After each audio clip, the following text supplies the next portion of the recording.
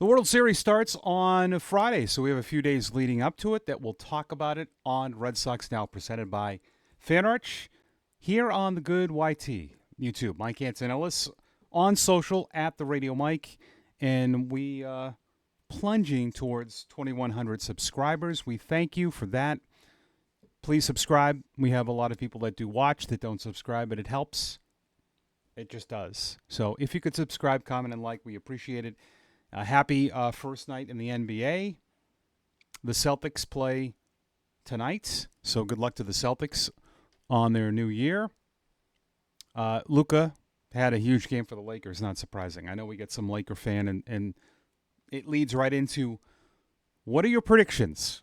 And mine are pretty simple. It will be the Dodgers again because they were able to win in 4 and set up their whole rotation, which will be the same. That's what I look at the most when I break down the Dodgers, that they can go Snell, Yamamoto, Glasnow, and Ohtani. Now think about this. The Dodgers swept the championship series. I was telling my dad this yesterday. He didn't even realize it. By the way, I played some early golf with my dad on Tuesday, and he came within that much of a hole-in-one. He's 85. It's ridiculous. So, but he didn't realize the Game 4 Ohtani magic with the 6 scoreless, the 10 strikeouts, but the 3 homers. It would be ridiculous if it was a 3-0 lead and Ohtani got the ball in Game 4 and hit 2 home runs and won, which is not a crazy scenario if you think about it. So tell me who your predictions are. Are you the type of person, as a Red Sox fan, my grandfather used to be like this. He had this rule where you always root for the division unless it was the Yankees. So I don't know. No, I think he did root for like if it was the American League, he rooted for the American League. Are you like that? Are you sick of the Dodgers? Would you want Toronto to win? To me, I don't really have any feelings about it either way. To be honest, I don't. I like Mookie Betts. I like a lot of the Dodger players. I like a lot of the Blue Jay players. Their manager was in Double-A when I was in Portland. But honestly, really don't have any emotion either way.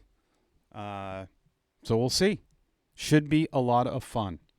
Hey, John Heyman is talking about Kyle Tucker, a fit for the Red Sox. I would love it. And then I would be okay with if they were to move on from Abreu, because someone would be out, right? He's a Gold Glover. Something happened with the Cubs. They definitely had a falling out. That's why, people have asked me. I was talking to some people yesterday.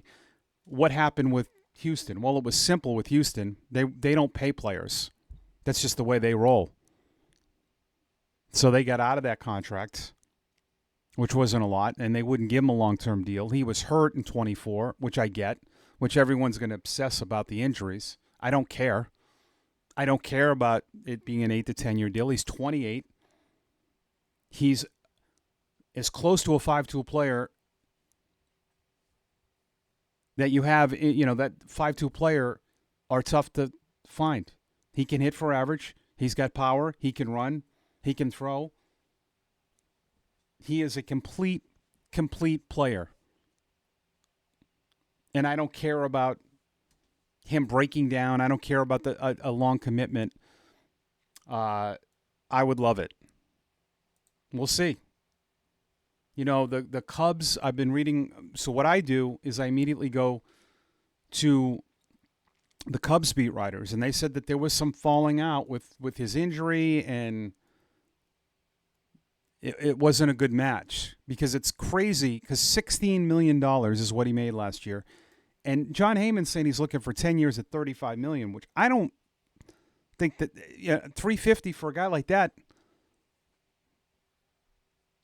I don't know. I don't think it's that bad, but I would absolutely take him because you know what you're getting.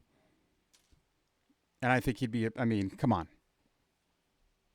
Again, There's a side of Red Sox fans that are so against the spending now and worrying about things. I tell you to look at it as a sum of parts. That, yes, you might have some that are making more than, and that's just the tax you have to pay for free agents. That's why what they did for Crochet was so smart.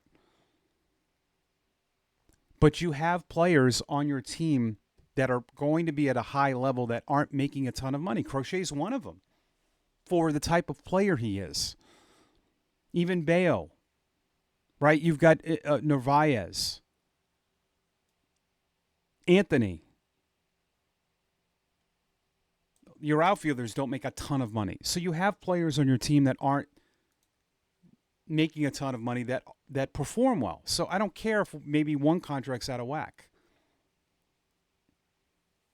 So I think he's a fit for a lot of teams, and I don't think a lot of teams really care about past, they don't care. Nobody cares about his relationship with the Cubs if something happened there. The trainers and doctors for the Red Sox, they will look at his medical records, and they make decisions that way. But I would absolutely do that.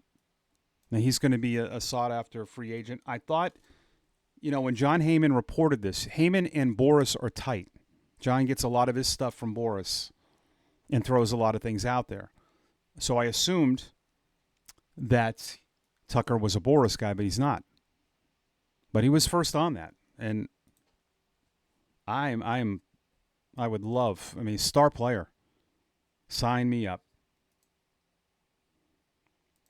I don't think the Red Sox bullpen is something to really obsess with. Adding parts, yeah. But you're going to have your back end back.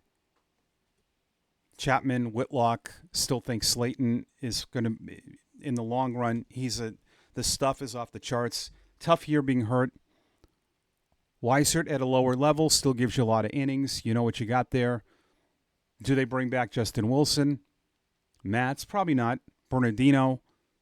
And then you have, potentially Luis Guerrero, who was hurt. Zach Kelly, who's kind of a tease, right? Murphy, Fitz, and then a host of others. They have so many options internally. Luis Perales is totally a reliever. I think he'll be a stretched out starter in AAA to begin the year. For depth. Is Dobbins in the starting rotation? I think so. Yes. They like him. Early? Yes, I think so. Fitz a reliever? Might be a nice back end. You have a lot of options. What happens with Winkowski? Is he back or not? Can you sign some guys? Sure, they're going to sign guys for AAA, but I think their bullpen is something that they've really done a good job. And they signed a horse. You put Chapman in there. You have Whitlock, who's going to be one of the best Rule 5 picks they've ever had. Same with Slayton, another Rule 5 pick. They've done a good job with building that. So I'm not concerned about that. I think you could roll with what you have and fill it internally, and you're going to be good. So, but you got to have that end, right? The beginning. Those guys don't matter if you don't have the end, and they do. And maybe they go out and get another lefty that's stronger. But I don't see that as like a huge need, huge importance. It is Wednesday, so we get to your comments. We do it every day. These are the Tuesday comments. At Totally Cool, yeah. Great handle. Mike, you remember this from the 80s. Beat LA. Yes. Celtics, Lakers. So, Totally Cool, yeah, wants Toronto to win. That's what I take. At Robert Case, 4284. It's not that he do not want Bregman back. I don't think it's smart to sign him long-term, as naturally there'd be a decline. Yeah, that's with everyone. So, like I've said, third base is a premium position where defense matters there. And yeah, you might have to pay. Tell me the last player that did not decline. Manny Manny Ramirez's contract, if you look at it, he is the one player that got a big contract that really didn't decline much. I mean, I could argue with you. I mean, Bregman had a better average in 25 than he had since 19. He had 242 in 20, 270 in, in 21 he didn't have a great year. 22 he had 259 with 23 homers. But, Gold Glove defense, 262 and 23 with 25 homers. 24 Gold Glove, 260, 26 homers. And last year before he was hurt, he had 273, 18 homers in 114 games. I don't see much of a decline. I know his 19 year was off the charts. But I mean, listen, you're going to have to deal with that, and I think this is a team that is already in the playoffs. So if you don't bring back these kind of players, it's not good. Like if you were a rebuilding team, yes, but the fact that you were pretty much a 90-win team last year, the goal's a World Series. So I'm not worried about long term at all.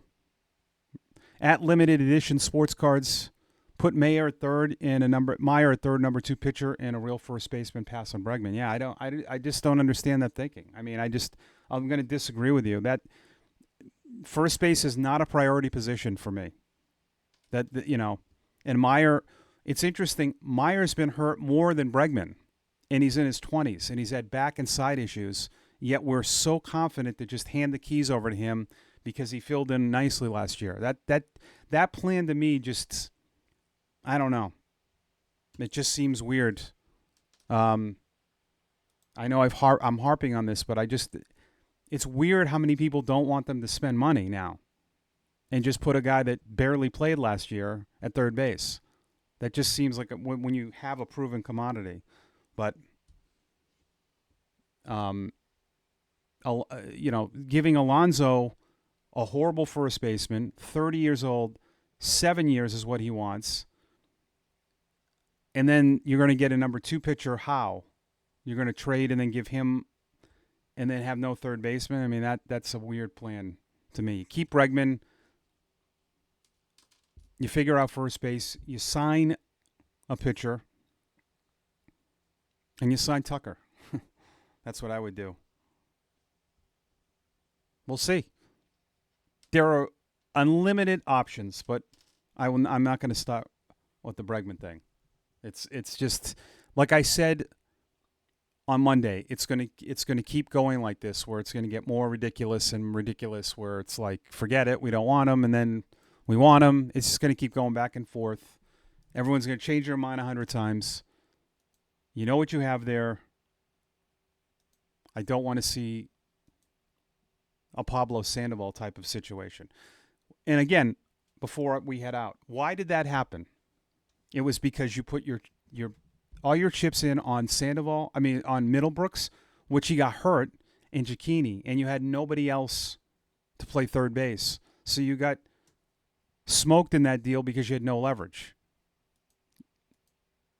That's why they had to do that, which was ridiculous. They should not have done it. They should have just said, we're passing. That was a ridiculous move by the Red Sox. All right, this was not a ridiculous episode of Red Sox Now, presented by FanArt. Subscribe on your way out.